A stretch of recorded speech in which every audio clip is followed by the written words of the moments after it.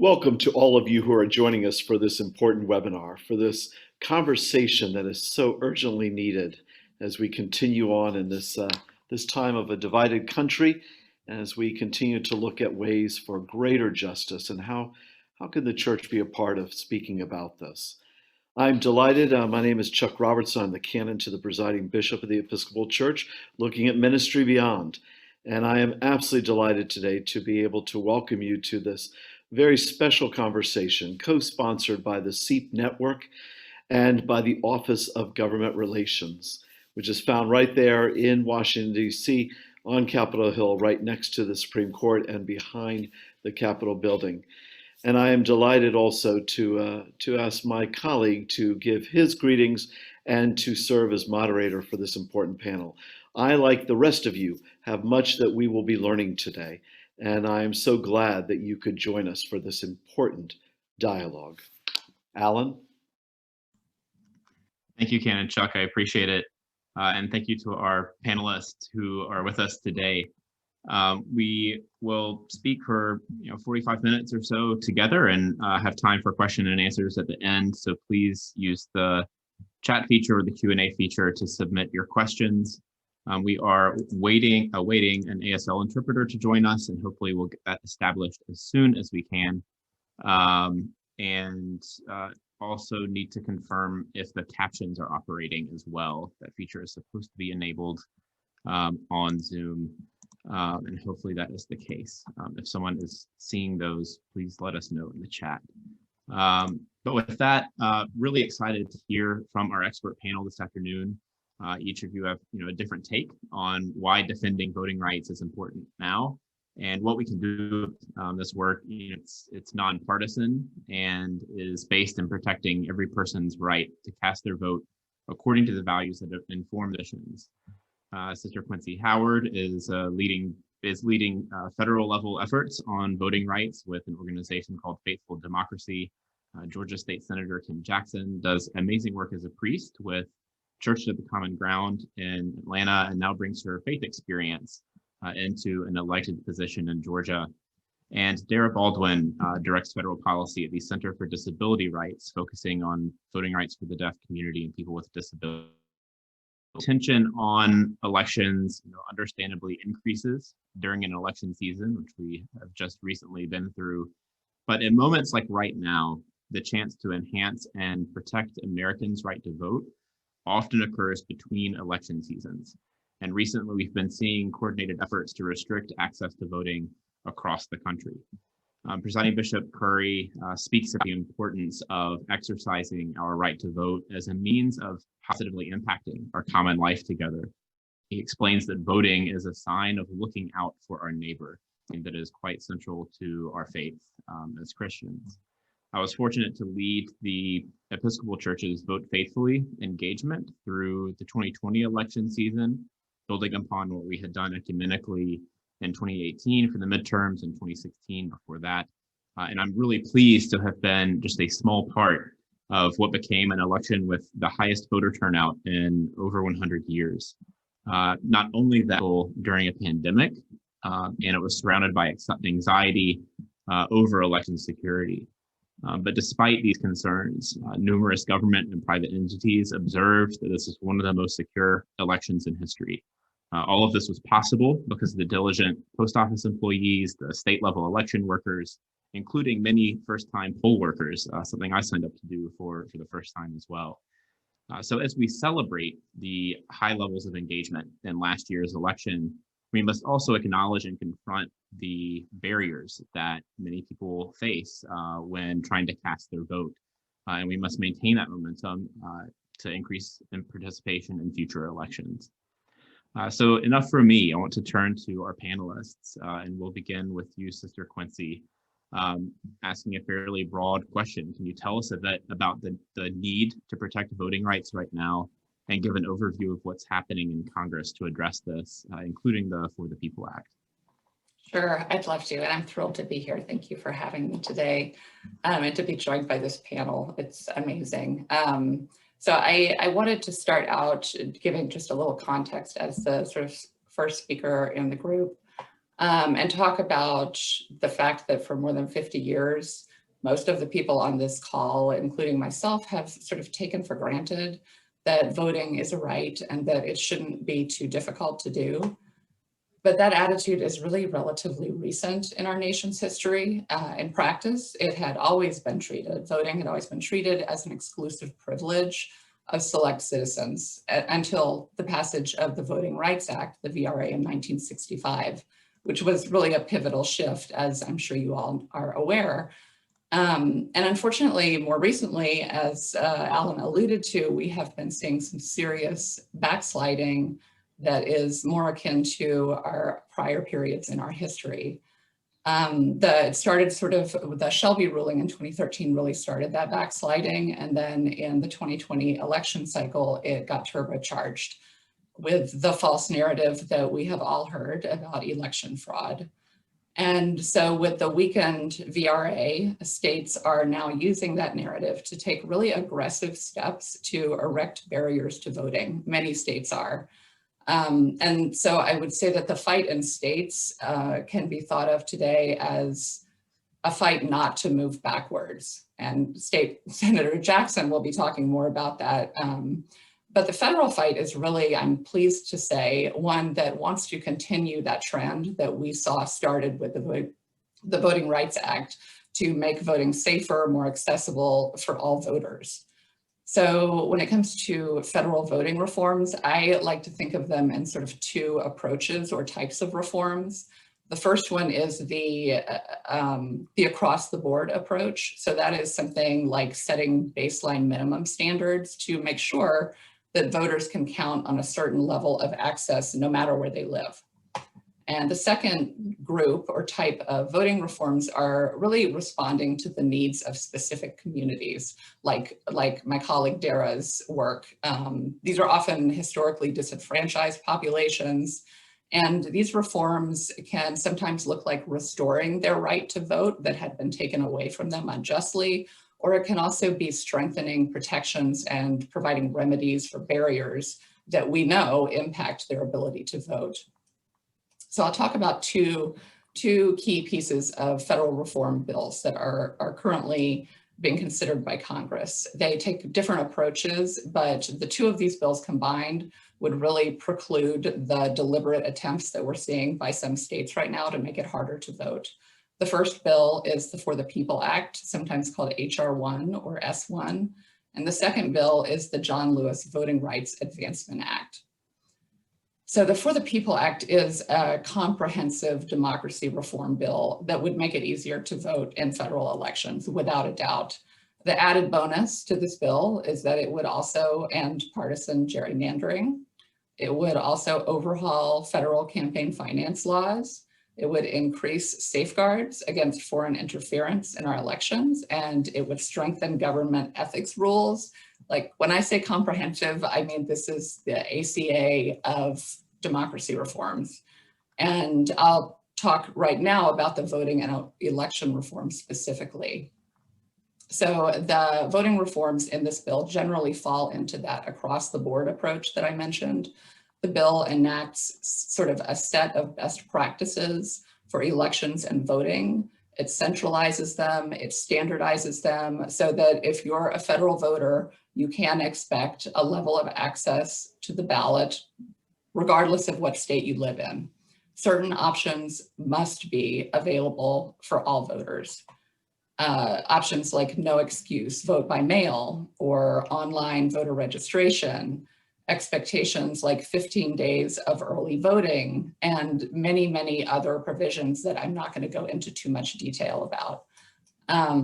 So the For the People Act does include some reforms also that fall into that second type of voting reforms I mentioned.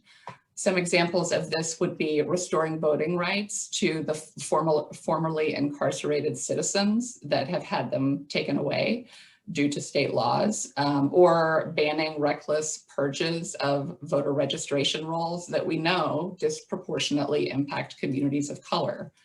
So the For the People Act really makes a fundamental paradigm shift explicit, and that's related to voting in federal elections. It shifts the burden from the individual voter to the state administrator, which is huge. It also declares voting as a fundamental right and aims to make the exercise of that right accessible to everyone. And it reforms the administration of elections in a way that lowers barriers and takes known suppression tactics totally off of the table.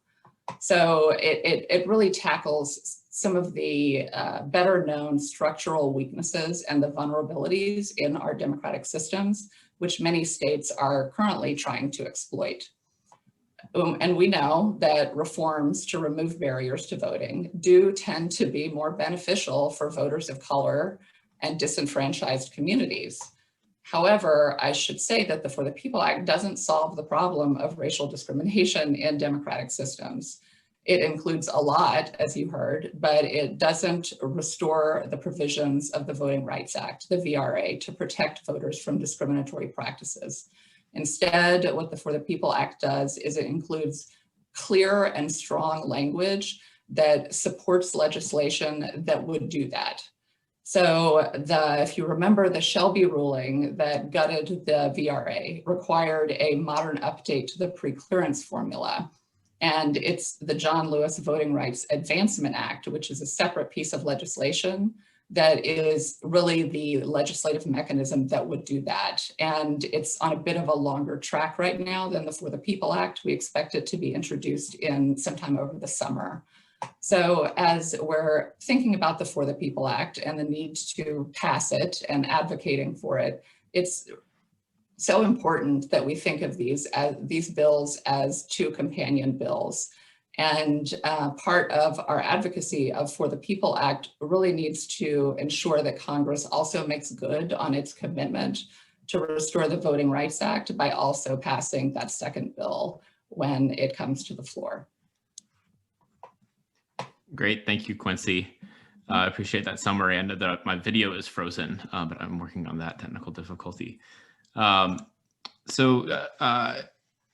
Kim, to turn to you, our office talks about encouraging Episcopalians to engage more in our public life, and you took or have taken public engagement quite seriously running for office in Georgia. And as many in our audience know, I think Georgia has been in the news from the 2020 election to recent state legislation on voting rights, making it an interesting case study, so to speak, for why defending voting rights is so important. So in no particular order, I'd love to hear from you a bit about the recent voting challenges in Georgia, the experience of the 2020 election, and hear about your experience running for office there. Sure. Well, first of all, thank you all so much for having me. It's always good to be with you all. Yes, I am serving as a state senator and do so as an expression and a part of what it means to be a person of faith and what it means to be a faith leader.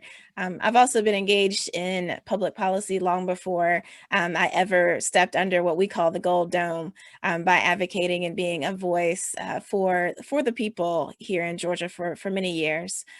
Just a few things about voting here in Georgia. So in 2020, we had two elections. We had a primary in May that was, I guess it was delayed until June. And that's where if you saw anything in the newspaper and you saw long lines, hours long lines, 4 hours, 5 hour long, 6 hour long lines, that happened in our June primary. Part of that was because of the pandemic, of course, and part of that was because voting rights have been systematically, dismantled in many ways here in Georgia. Polling stations were closed. Poll watchers or polling people who serve in the polls weren't there. Now, some of that was in large part because of the pandemic. In Georgia, I don't know if this is true across the United States, but in Georgia, the average age of a poll worker is 70 years old. And so when you have a pandemic that was particularly deadly to people who were 65 years and older, suddenly our workforce, we lost, a third of our workforce to fears around the pandemic. And so that contributed, I think, a great deal to massive long lines here in Georgia for the primary, the June primary. But then here's the thing that I think people often miss is that in November, the election that is most contested now here in Georgia, the average line in Georgia across the state was 5 minutes. And it's because people took advantage of the ability to vote by mail, or to vote by dropping your ballot off in the ballot drop box. And so we saw this incredible support and swell for having that option of being able to stay at home, fill out your ballot, and put it in a mailbox or put it in a drop box to be able to vote that way. And that brought our lines down substantially. We also in Georgia, we got some new machines. And that was a whole nother part of the problem, was just we had new poll workers, brand new poll workers who haven't figured out how to use new machines. So all of that, I think, compounded into some sense of unsurety about the integrity of our election.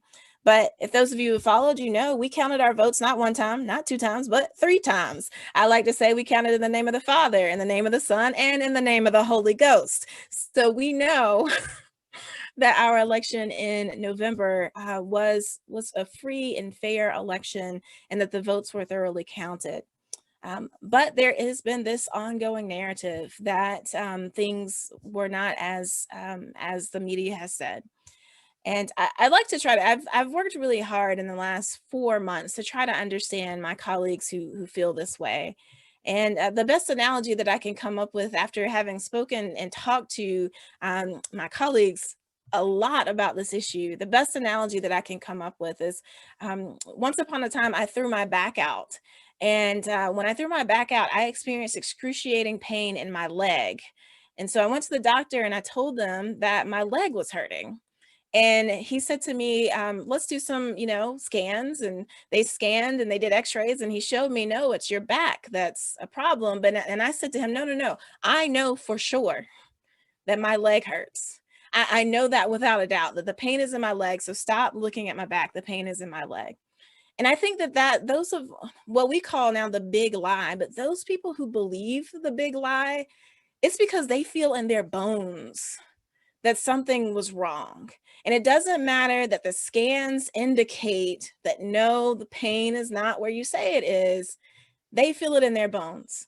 And so that's what we're dealing with and wrestling with here in Georgia, is trying to respond to people who feel a particular way about elections that's not true, but that's how they feel.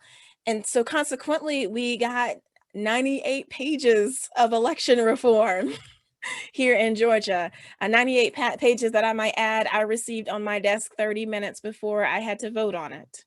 And those 98 pages are a comprehensive shift in how we vote. And I think the biggest shift is that now the state can kind of take over local elections boards whenever they feel like it. The language in the bill is because of basically not doing their job. There's no real metrics for it. And that's really an attack on largely metro areas here in Atlanta that are overwhelmingly Democratic. And so we're going to see state officials come in and take over those elections. And many of you might be wondering, why does that matter? Well, it matters because it's on the local level that we understand the needs for where polling places should be. I'll tell you now, North Atlanta is really different than South Atlanta. And so if you only put polling places in churches in South Atlanta, then you're going to miss some folks who go to mosque, right? Like there's some real local nuances that are important. So having someone from the state come in and intervene, it just isn't going to be helpful, right? So there are a number of provisions in that law, and we don't have to go into that create some problems. But I think the biggest issue here is that we've got to do the work to now, particularly here in Georgia, to help ensure people that voting is still a safe thing, that it's still free and fair and accurate, and that we will count our votes well, and that we are willing to help each other. And I think this is a role that the church must play, is that we will help one another get to the polls and vote legally regardless of whether other barriers may be in the way. That, I think, must be our commitment moving forward, is that we will help people overcome the obstacles that are now new and get people to the polls. Thank you for that, Kim. I really appreciate you reviewing that and sharing your experience there. I mean, to have the personal engagement, as well as the perspective that I think many of us share of sort of looking at it from afar, is just, it's so valuable. So thank you for that. Dara, I want to turn to you now, and you work on expanding voting rights for the deaf community, for people with disabilities, a critical piece of our electorate, of our communities. What current barriers are there for these communities, for these people to get to the ballot box, including in the past election, and what solutions are out there to address them? Sure. So peace and blessings, everyone. Power to the people. All power to the people. So I'm Dara Baldwin, Director of National Policy for the Center for Disability Rights. We are a CIL, which is a Center for Independent Living, which are non-residential centers where people with disabilities go for services, these kinds of services. How do I vote? How do I get to register to vote? We provide those, as well as advocacy, as well as fellowship. My CIL is located in Rochester, New York, right? A very centered civil rights place. But I live and work in Washington, D.C. And I must say this, D.C. statehood, D.C. statehood, D.C. statehood, right? You're talking about voting, right? All right, taxation without representation right here in D.C. I don't have any elected officials who vote in Congress. So voting is very important to us, right? And to my work. So I'm just going to go back a little bit just to give some history. And thank you, Sister Quincy, for your conversation. And you're correct. A lot of people think that, right? Like that voting is something that's supposed to happen to people immediately. We all know, right, the racist nature of this country. But many people don't talk about the ableist nature of this country, right? And the intersection of that, of being a Black disabled person trying to cast a vote in this country. We come from the perspective of disability justice, which centers Black and Brown folks, BIPOC, Black, Indigenous people of color. Which means that we take on that intersectionality. We take on the fact that disabled people are many different things and have what I've coined multi-marginalizations in their lives. So just to go back a little bit, yes, the Voting Rights Act in 1965 was done. It did not include disabled people. People with disabilities did not get the civil right to vote in this country until July 26, 1990. That's only 30 years ago. People's mouths are open. Correct. That's in the ADA. Before that, they did not have the right to vote. Even if you were Black in the civil rights, didn't have the right to vote. Everyone loves to celebrate the 19th Amendment. Women got the right to vote. That is not true. White women got the right to vote. And that's how you need to celebrate that, what happened there. Women of color, Black, BIPOC, Native American women, and women with disabilities did not get the right to vote till July 26, 1990. And so that says a lot, right? And people look and they say, what do you mean? And why? I said, that is when people in this country got a civil right. Disabled people got a civil right. Why did that happen? In 1876, you had the first, what is called ugly laws that came from San Francisco, California. And what that said was that if you had a disability, you're not to be in public spaces. So therefore started, right, institution like keeping people in your home. So if you had a baby, you can tell when a child is born with like Down syndrome or cerebral palsy disability. They kept them in the house. They weren't allowed to have public education. They weren't allowed to be involved in any public events. Specific, right? Voting. No way, you're not voting. You're not a person, right? Then you had the New Deal with FDR, right, which is also a racist and ableist policies. People don't want to discuss that, but right, FDR created redlining with New Deal. People want to talk about that side of it, but they don't, right? And when he created those social services, those weren't for everyone. Those were for white people, not for the whole entire community, not for the whole entire country. And what he did for disabled folks was he took that and said, he took the 1876 ugly laws and said, now we will put these people in institutions. And he started institutionalizing people. And even though he had a disability himself, which he denied for many, many years, he did this to other disabled folks. And for all of those years, right, till 1990 is when we start getting people out of institutions. It's ironic that the Olmstead v. Lois Curtis case is from Georgia. Lois Curtis is from Georgia. And her case connected the two, the ADA, 1990, and in 1995, her case to say that people with disabilities should not be institutionalized. If they wish to get out, let them out. And when they're out, they should receive all civil rights like everyone else in this country. So that's just some history so you know about disabilities, which also goes to show you that when people write policies and laws, they don't think of disabled people because they weren't supposed to be here. They're not supposed to be voting. So that's why you see these laws. And so we have the ADA, the Americans with Disabilities Act. You do have the Rehab Act, Section 504, which means if an entity receives federal funds, they have to provide that civil right for people with disabilities. And you have HAVA, the Help America Vote Act, which should all combine help people with disabilities vote, but it doesn't. A couple of things. One is get the access in and out of any voting site, any polling site. Senator Jackson, you spoke very well about standing online and being online for 4 or 5 hours. People with disabilities can't do that, especially if they take medication, right? They're out there in the sun, they need water. So there are some states who say, okay, if you have a disability, you can go to the front of the line, and they'll do that. There are some states where they allow people to curbside vote, right? You can drive up in your car and they'll bring the ballot out to you. There are some states, right? We all know that voting is state by state. There are some states that do allow people to mail in their ballots, right? But for people with disabilities, let me start from the beginning. There's not a state in the country that offers a registration form in Braille. So our people who are blind or low vision have to have someone else fill out their registration form. And in HAVA, the Help America Vote Act, where a lot of that is in there, it says you are allowed to cast a private individual ballot, and you are allowed to have a private individual registration. So our people who are blind and low vision don't get that.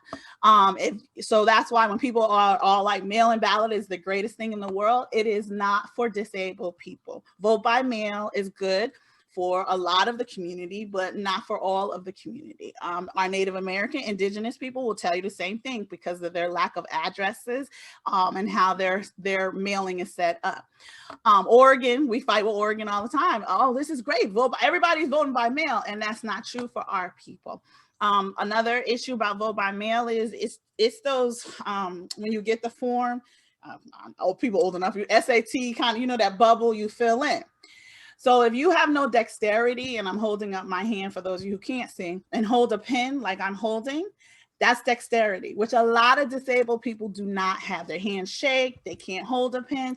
And so if you come outside of the bubble, just a little bit, and they scan it, it says, oh, we don't know, did she vote for Tom or did she vote for Jerry? And they say, okay, sorry, it's negated. And there's not a lot of systems that are able to call back and say, hey, your vote didn't count, you need to do this again. That surely is not happening, right? What's happening in Georgia, they don't want that to happen. So they're not going to do that. So a lot of our people can't vote by mail. We also have what's called guardianship, where people with disabilities lose their power of their life. Someone comes in and says, I'm going to be Jane's guardian. I'm going to be John's guardian. And that guardian is in charge of all of their life, not just their financial life, not just paying their rent or, giving them spending money. They are in charge of the fact they say whether Jane or John can vote. Some people, and we've had cases and we have people, that's the SIL, they'll come to the Center for Independent Living and say, my mom won't let me vote. Or I want to vote for Joe Biden and she wants me to vote for Trump, so she's not going to let me go vote. Okay, so vote by mail. That means that person has to trust that parent or that guardian to give them their ballot and to vote. And many of our people don't get their ballots. Whereas if they went out and got, right, they can't stop them when they're inside that ballot booth. You can't do it. Again, access to the ballot. Many ballots in this country are either in churches or centers of faith or schools. And unfortunately, many of our churches and schools are not accessible. Our schools, 90% of our schools in this country are not accessible for our children with disabilities. They can't go to school. They go to school to 3rd grade, and then the 4th, 5th, and 6th grade is on the 2nd level, and there's no elevator to take them there.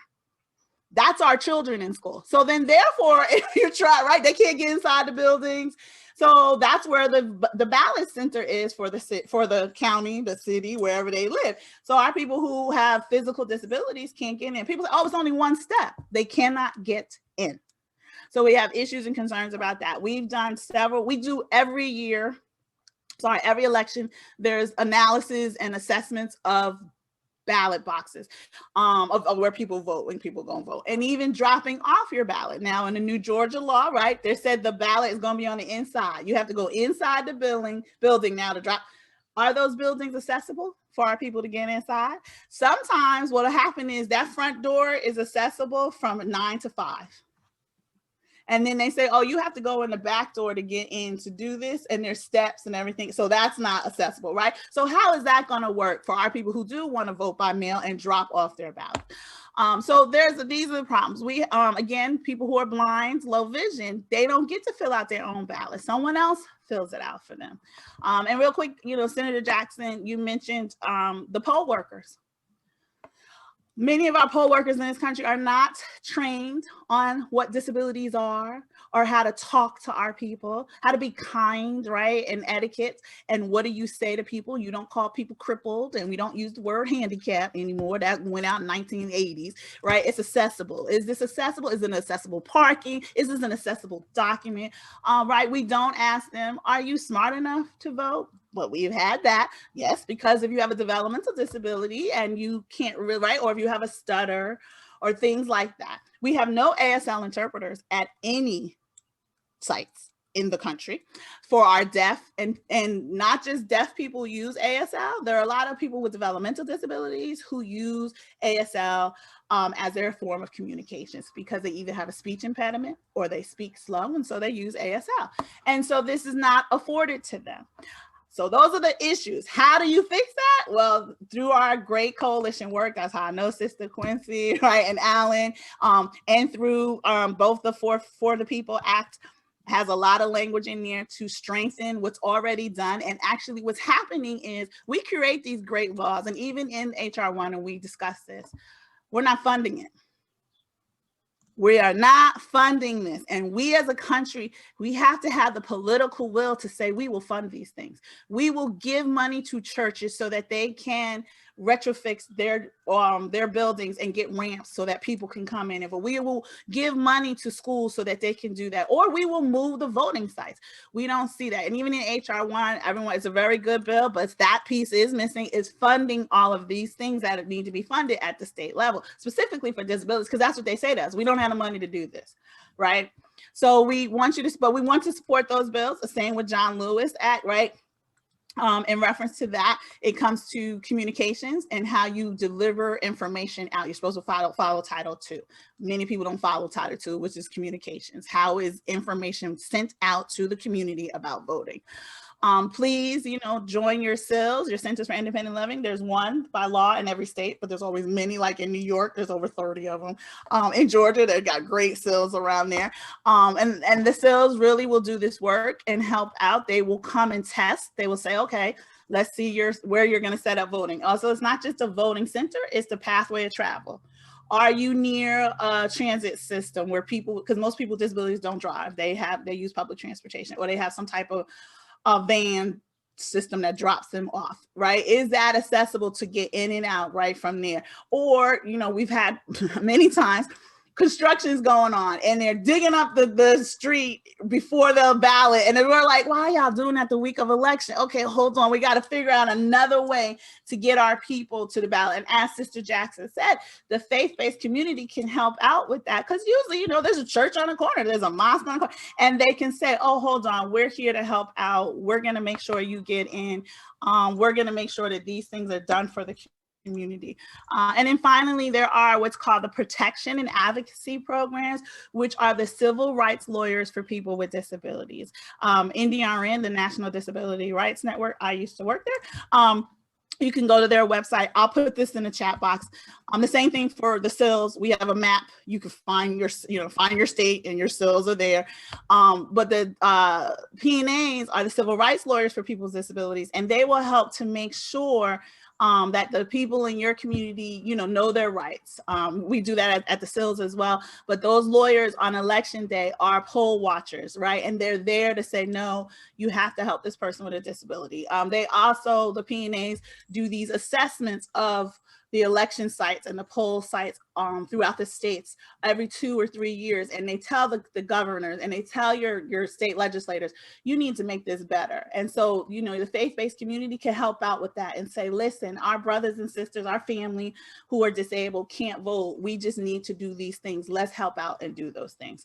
And then finally, what you can also do is something else that happened in Georgia in 2019, when they tried to pull out and say, oh, we're closing these polling sites because they're not ADA accessible. And we were like, okay, wait a minute. The polling sites haven't been ADA accessible for 20 years, and you're going to use us as your voter suppression. No, sorry, it's 2018 when Stacey Abrams was running. That's right. And we were like, no. So you can stand up and say, don't do that. Do not try to use the fact that you have been suppressing disabled folks' votes for all these years as your excuse for not opening these polls, as your excuse for not giving this right to other people. That is what happens in our community, and that is what disability justice works on. Disability justice has 10 principles. The first is intersectionality, and the last is collective liberation. That is collective liberation. You do not allow someone else to come in and say, we're going to do this to that group, and it's okay. We don't pit each other's plights against each other. And so that's where we can all help out, especially around voting, because it should be, and it must be, a right for every person in this country to cast that vote. Thank you, Dara, for speaking to so much of the detail of the needs, the experiences of the deaf community, of people with disabilities, and the barriers to voting.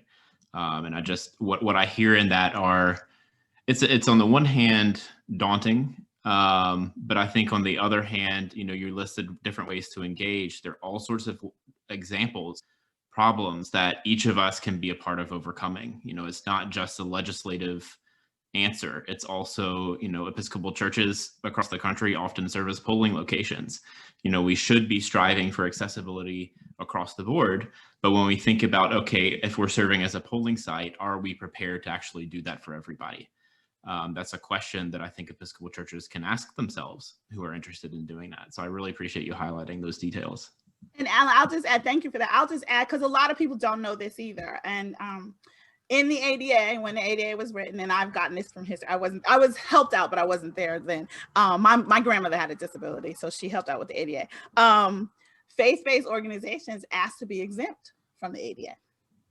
So that's why you see a lot of churches that are not accessible. Now, it's one thing to go above and beyond the law, which is what a lot, especially Black churches, right? Like I'm an AME and Baptist. My grandmother's side, I'm AME, and my grandfather's side, I'm Baptist. And we have ASL interpreters. We've had ASL interpreters in services since I was in 8th grade. We always had, right? Because I had a whole community of deaf people in New Jersey. I grew up in Newark, New Jersey. Right here in Washington, D.C., we have Gallaudet University. We have deaf students. The AME churches here have always had ASL interpreters for those students to come to church. So a lot of churches will use that as their crutch, so say, that we don't have to be ADA accessible. And I'm not saying everyone, and I'll just tell you, it was a right-wing conservative remember who was in Congress in 1990, Jesse Helms, and all of right. Okay, let's remember who was there, who asked for this.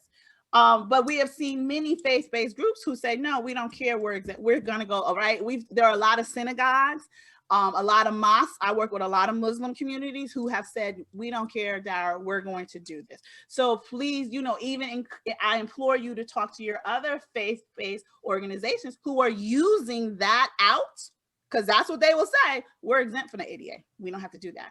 That is a problem for us in our work. Yeah, the point is figuring out solutions to these problems. And if that's above and beyond the law, then that's the way, you know, to go and to be more inclusive, you know, and do more than even what's required by law, but it includes the advocacy piece as well. And before we open to Q&A and folks in attendance, please do remember you can submit questions to the Q&A box or to the chat. I want to hear, I'd like to hear from you, Quincy, and you, Kim. What are ways that people can get involved with your work? So, you know, specific to Georgia and then specific to Faithful Democracy. And Kim, if you want to go ahead and get started, that'd be great. Sure. I often direct people to fairfight.com, which is Stacey Abrams. At this point, I feel like everybody in the world knows her name. But if you don't, she was an African-American woman who ran for governor here in Georgia in 2018, lost that election in large part because of voter suppression. And so she launched this organization, Fair Fight, that has been waging a fair fight across the South and southern states in particular, to try to make sure that we have access to the ballot, to fight against voter purges, to fight back and beat back these bills that we've seen show up across the United States. So Fair Fight is one of the places that I would urge folks to check out if they're looking to engage here in Georgia. And I'll just go ahead and say, please go ahead and book your plane tickets or like train or however it is that you can get here in 2022. We need your help. It's going to be all hands on deck to make sure that folks can actually access the ballot. So if you are free to do that, come on down. We'll find a place for you to stay and put folks to work. Great, thank you. Quincy? Georgia just does not get a respite, does it? Our prayers are with you all in your righteous fight, that's for sure. So Faithful Democracy, we are kind of an organic coalition of faith-based organizations. It's multi-faith, and really we exist to enable people of faith and organizations with faith-based missions to engage on issues of democracy, particularly federal reforms to democracy. Because I recognize, and we recognize, that democracy is rarely the first issue that faith-based organizations are focused on. However, we also know that people of faith care deeply about it. And we also recognize that it impacts every one of the other issues that we deal with, whether it's hunger, whether it is economic inequality, whether it is healthcare for all of these things are directly impacted by how our democracy functions. So if you're with a faith-based organization, an institution, congregation, a group, all are welcome. I'll put a link to our partners pamphlet, which explains how we can support your advocacy with resources and information, or if you really don't have the bandwidth to engage on that level, how you can support ours if you're not able to fully engage on the issue. So the easiest example would be endorsing our voters covenant, which is on our website, and which is faithfuldemocracy.us. It's a one-time action that essentially gets your group publicly listed as a supporter of the mission. You can subscribe to our bi-weekly newsletter, which we try to, it only comes out once every couple of weeks, but it's a full update on where our campaign is, what we're doing, how you can engage. So that's another way that you can get engaged. And then also, if you are with an organization or if you are an active advocate that is very passionate about democracy reforms, you can sign up to our listserv, our emails, and get sort of real-time information about meetings that we're having, about breaking news on the federal legislative front and what the state of play is in Congress, and sort of policy, that if you want to get in the weeds on the policy also. And just to give a little bit of context, what we're really focused on as a coalition that we all agree we want to see move forward on a federal level is the For the People Act, which is obvious, the baseline access, then the John Lewis Voting Rights Advancement Act to stem the racial discrimination, and then also DC statehood, which Dara mentioned, which is one of those sort of targeted responses to a historically disenfranchised community in which I live as well. So please call your senator on my behalf, because I unfortunately don't have that ability. Great, thank you for that, Quincy. And I'll add just a couple of things from the Episcopal Church's Office of Government Relations as well. And I'll put these in the chat. So we have our general voting and advocacy resources from our office that are available in our advocacy resources page here, including our Vote Faithfully election toolkit that's gone through a couple of revisions in the last several election cycles, and that we developed ecumenically with a couple of other faith-based partners. We also have action alerts that you all can sign up for, and one in particular on the For the People Act. let me type this into the chat. And so that is to write your members of Congress directly about that bill.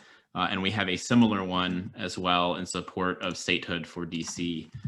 And I hope that you all are able to take action on that. These action alerts are geared toward our Episcopal audience. So the draft messages to Congress, would identify yourself as an Episcopalian, but I hope that those who are in the audience who aren't Episcopalian would be able to edit that and send the message as well if you're interested in using our system. We continually work on voting rights from different angles at the federal level, are grateful for the partnership with Faithful Democracy in particular, and hope that you all are able to engage with that directly. And for those in Georgia, those who are outside of Georgia that can support the work that's going on there in terms of defending access to voting, and then of course with Dara and her work, really hope you all can engage. So with that, I want to turn to a couple of questions, moderate a few questions from our audience.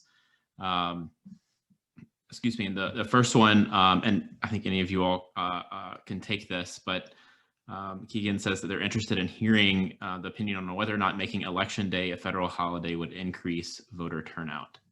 Is that something positive to look forward to or advocate for? I am a firm believer that anytime we can lower a barrier, that it's helpful. And so for those who work for, and also I think that sometimes the federal government can help lead the way. So the federal government makes it a Election Day a holiday, then states may follow in line, and so on and so on. And so, yeah, I am a strong advocate of making it a holiday, both on federal level and on state level. And then those for people who on corporate levels, right? Like if you own Delta, you don't have to, you can just make it a holiday, right? You don't have to have anybody's permission. So I would urge us to really begin to look at, even on our county level, the city next to me has made Election Day a holiday for their city employees, and it helps. It's a step. Sure, and that points to that, and anyone can go above and beyond in a sense. So I know that the Episcopal Church has now changed that as well, I believe, or at least we did this past election cycle for being a holiday for us to go vote. Another question, along those lines, Kim and others maybe can respond to this as well. We've seen sort of corporate pressure come into play in Georgia in particular, but the person saying that are there any thoughts about what citizen consumers can do to pressure them, given Stacey Abrams' caution about boycotting? Yeah, as it pertains specifically to Georgia, it's a complicated place. We are not of the same mind on that issue in terms of different leaders across the state. So Dara, I'll point out to the AME bishop. The AME bishop in Georgia, Reginald Jackson, no relation, is a strong advocate of boycotting the major corporations here in Georgia.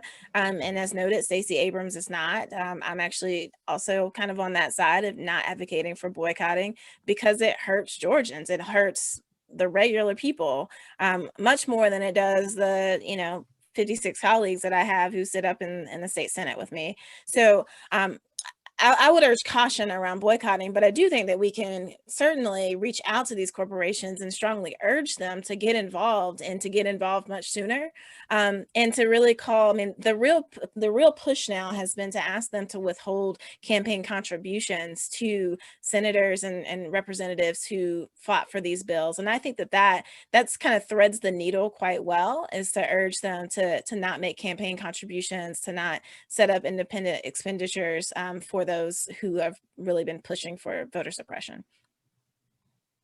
Right, and this is Dara. Bishop Jackson was my reverend growing up, St. Matthew's AME in Orange, New Jersey. That's where he comes from. As you can see, I'm active in the AME, right? And then I'm a Delta, so my soror, right, Vashti Torley is right. Murphy is another bishop. But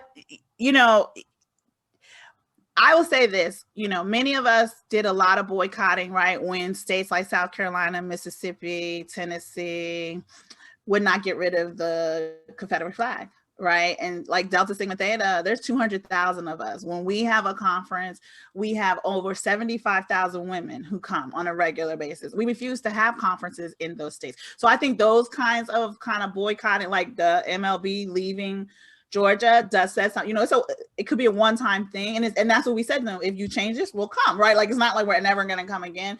But that is a part of boycott. And I hear that, you know, when they say people are going to, you know, it does harm the workers. But it also empowers workers, right? You know, let me tell you, you know, I'm older. I don't look this old. People always say this to me, but I'm a seasoned person. You know, some of my first activism was South Africa. And it was us. There was a line drawn in the sand that you could do this through the policy. And, you know, people like, if they were going to have human rights, they would have been human a long time ago, and they weren't. It was not until we told them, and we told Coca-Cola and Nike and all those companies, if you don't divest from South Africa, Black people will stop buying your product. And that is when South Africa started to dismantle apartheid. Unfortunately, we live in a capitalist society. And so a lot of us believe, you know, and I'm with my Bishop Jackson, that we need to start boycotting these things. And there are different ways to boycott, right? There are different ways. And also joining in social media, right?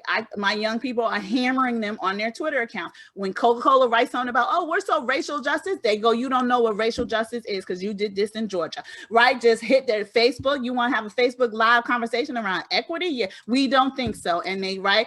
There are other ways to protest companies and boycott companies now, because we're in a different area. You could also tell people, just don't buy Coca-Cola products in your state, right? Or say, keep buying them in Georgia because Georgians need jobs, whatever. But where states where there's people who have money and things are doing well, right? Like Washington, D.C., we're not a state, but D.C. is doing pretty good. We can boycott Coca-Cola until you see you later, right? So there are other ways, or you can do a letter writing campaign, right? Every week we're sending 10,000 letters to you all because Delta, you said you support Georgia's bill. So there are other ways to do this, and we have to engage in that in other ways. We have to let our voices be known, and that there are other ways to do this, and tell them what you're doing is wrong. I would just say public shaming is very effective. I think the fear of a boycott can be as effective as actually having a boycott, and social media, as Adara pointed out, is an amazing tool when it comes to getting that message out and amplifying the fear of it going viral. So there are a couple of questions, and I'm attempt to summarize them around essentially around misinformation on the election. And so some of the there's a question that approaches it from, are there resources that succinctly summarize, you know, what these restrictive voting bills are doing, or what the bills in Congress propose? Is there a way to either approach the media or public opinion in terms of increasing accountability for truthful reporting and for truthful information consumption as well? I'm wondering if any of you all have perspective on that. Quincy. I would love to just shout out some of the other provisions in HR 1, including what is formally known as the Disclose Act, which has been rolled up into this comprehensive bill. And it has very strong measures of requiring disclosure for donors above, for example, $10,000, as well as where the commercials, the campaign commercials that you see, which so many of them are just vitriol, you will know who is funding those commercials and where they're coming from. So there's a measure of transparency that actually the Supreme Court pointed to in the Citizens United ruling, saying all of what we are saying about money in politics is contingent upon having a transparent system. So that to me is a key reforms in the For the People Act that are needed to help us push back on these false narratives that we can't even discern where they're coming from anymore. Great, thanks for that insight into that bill. And I'll also add a bit to this question as well. The Episcopal Church has a resource on misinformation, on how to identify it, combat it, and you know, acknowledge that we are all susceptible to it. It's not something that has a partisan bend. It's something that we each can, that can cause each of us to stumble. And so we hope that that resource, we'll continue to promote it, continue to expand it. It looks at misinformation from a number of angles, not just around elections, but hopefully that will be something helpful for you all as well. I have lost the question in the chat, my next question. So the Cassandra is asking, are there any thoughts on how to get more churches engaged? Some church leaders believe in the importance, or ministers believe in the importance of this type of engagement, but may have different reservations around losing members, or the disunity that may come from, you know, engaging in political conversation. So how do we get more churches engaged in this work? I think it starts with simply asking for churches to get involved. And sometimes it starts out with a really small outreach. So this last session, we needed to get more polling places online because of social distancing requirements, right? So we couldn't have as many machines packed into one place as before.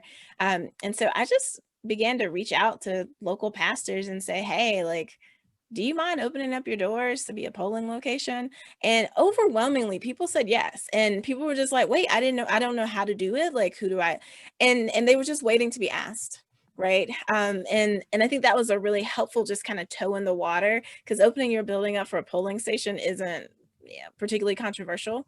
But then I do think that continuing the conversations, and some of it can just be around basic civics. So what I've discovered over the course of running for election and now serving is that people of no fault of their own really don't understand basic civics. I'm a senator, but I don't live in Washington, right? So people don't understand that there are different kinds of senators or different kinds of representatives. And I think that churches can be a place where we can do that kind of basic training, and it's completely nonpartisan. It's apolitical, or maybe it's political, but it's not partisan for sure. And it just starts doing the education in a way that I think can be really kind of less combative and easygoing, just to start answering those questions. And then, the Episcopal, the network does have real resources that you can use in your congregations to continue the conversation as well. But I just want to encourage people to not be afraid, and to really understand that we can talk about voting in a nonpartisan way. And if we begin to model that, in some ways we get to take that back from the people who have weaponized it and suggested that voting is partisan, because it isn't. It doesn't have to be, especially if we really take it on and try to address those issues and that kind of education in our congregations. And I totally agree. And because I work right with 501(c)(3)s and 504, we're 504(c), and people are like, and I am a registered federal lobbyist. People are like, you are? And I'm like, yes, I have to be, because I'm talking to Congress. And people don't understand the difference either, right? Like what Senator Jackson is saying, right? I get it all the time. They're like, she's a senator, but I don't see her on the list of 100. I'm like, oh no, she's a state senator. Like that, right? So they don't understand it. But they also don't understand the difference between advocacy and lobbying, right? And so like when I lobby, and I do it all the time, my advocates are coming before me and say, this is why we need you to make polls accessible, right? I come in behind them and say, you need to vote yes for HR 1, for S1. When I tell a member how to vote, that's lobbying. Right, that's the difference. And then also, I think everything that the senator said, but here's the other thing. You can't just do it one time a year or once every 4 years, right? This conversation of advocacy has to become part of your either monthly, quarterly conversation with the community. That's another part. That is how they can get you, because they'll say, oh, you decided to get involved in voting because of the election, which does look kind of bad to IRS. Just so you know, over the years, the reason they passed that IRS law was because the churches, AME churches specifically, right? But Reverend Martin Luther King, all of those civil rights people came from the faith-based areas, and they said, we got to shut this down. So it is because, right, they're like, oh, this is how we could go after you, right? And just so you know, from I think it's 60 years old now, that IRS, I think they've gotten two organizations that have ever been called out about overusing, right, lobbying. And they were they were doing wrong, and they know they were doing wrong. So it's not something, and that's the other thing I tell people too. I'm like, the IRS can barely keep up with people who are paying taxes, and they surely can't get these $1,400 checks out. They're not worried about y'all right now. So that's another thing. Do not be concerned. That should not be your concern. Your concern is, right, to bring the flock to justice and to equity. And so that should be at the center, but make it part of your strategy for how you interact with the community. And then they really can't say anything to you because you constantly are doing this. And they say, oh, well, you have a history of doing this. Senator Quincy, do you have anything to add to how to bring churches and faith groups into this?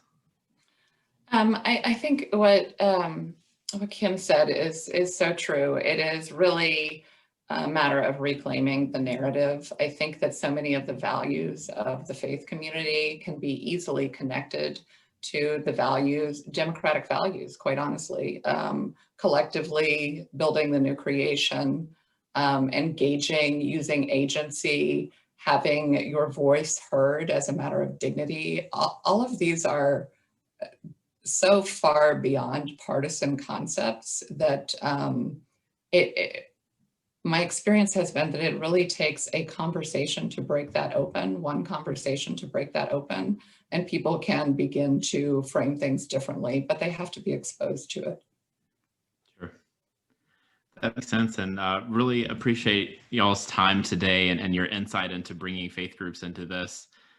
From the Episcopal Church's perspective, at least at our level with the Office of Government Relations, we're here positioned, as a resource to the church on getting involved in advocacy. So I hope that those who have these concerns, have these curiosities, can reach out to us and know that we have, an open door to hopefully working with you and engaging your congregation, your conference center, whatever sort of Episcopal entity it may be, engaging you all in this work.